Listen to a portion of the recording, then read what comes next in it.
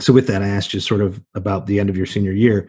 And so one thing we're going to do here is I was on the committee that chose the graduation speeches for our school this year. And there were several very good ones. And I'd actually taught 3 or 4 of the students who tried out. And in the end, your speech was given a lot of consideration, but there was some discussion that it's a little serious and it's a little heavy for the occasion. and I think that the other speech, that the main speaker is going to do a very good job. But I thought that in certain ways, the things that made it maybe a little heavy were also things that made your speech maybe very real or appropriate for the moment. Now, this podcast episode won't air until after the actual graduation, so I don't want to steal thunder from the actual speaker. And you wrote this speech before any of the protests and marches and riots and all that. So none of that would necessarily be reflected, though maybe there are parts of your speech where the feeling might still apply. If you're okay with it, I would love to give you a chance to read it. Sure. On March 11th, we all dragged ourselves to class, not knowing it would be our last day. When the bell rang at 4:03 and we rushed to the parking lots, we didn't know it would be the last time. Had I known my senior year would only be 6 months, perhaps I wouldn't have complained about class, or perhaps I would have cherished our lunchtime conversations a bit more. We all would have done something different, whatever it may have been, but the simple fact is we didn't know. March 11th was just another day. High school does not boil down to one moment. It's a culmination of the millions of memories we hold dear. From the first time we were welcomed by SCA in the gym, to our first football game where we squeezed in the back bleacher. From the days we were late to school and got stopped for the pledge, to the days we were cut off in the parking lot. From the clubs we joined to the teachers that became our mentors and friends. From the endless nights we crammed and cursed ourselves for procrastinating, to the mornings we grabbed bagel shop. From DECA trips, to band competitions, to debate tournaments. There are countless moments that made high school phenomenal.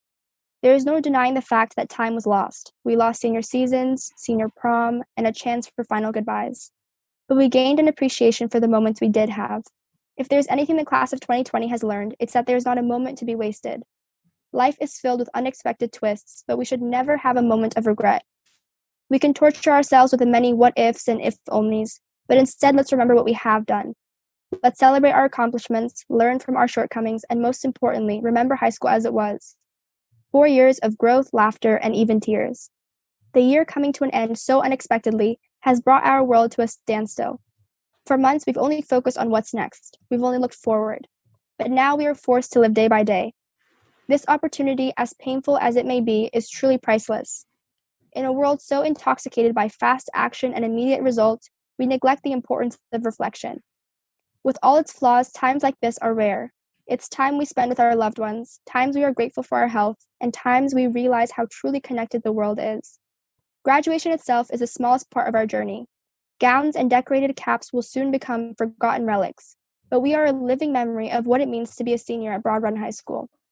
The fact that each of us once set foot here will connect us for the rest of our lives, but the paths we take are diverse and widespread. Every memory we made, every interaction we had, has shaped our future in some way. Now the question becomes, what is our role in bettering the world? As the excitement of senior year fades, we begin to realize the responsibility it holds. We are slowly coming out from under our parents' wings, preparing for adulthood. What's so special about the class of 2020, though, is that we have been forced to confront the real world at our doorsteps. Whichever way we branch out after this year and whatever capacity we hold, we are inheriting problems created long before our time. We've seen the world fall to its knees in the wake of a crisis, simply because we are unable to unite ourselves. We hear of people suffering every day simply because we lack empathy. The job of our generation is not to carry a legacy or continue the work our predecessors have started. Our job is to dismantle and recreate.